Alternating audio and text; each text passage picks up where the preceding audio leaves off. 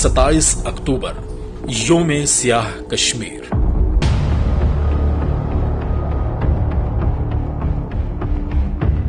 ستائیس اکتوبر 1947 کو بھارت نے اپنی فوجیں کشمیر میں اتار کر غیر قانونی قبضہ کیا جو تاحال قائم ہے۔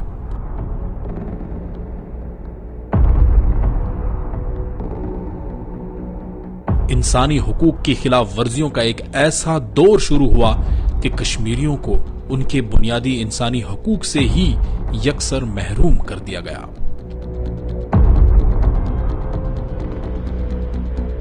بھارت نے نہتے اور بے یار و مددگار کشمیریوں کے خلاف ریاستی دہشت گردی کی انتہا کر دی۔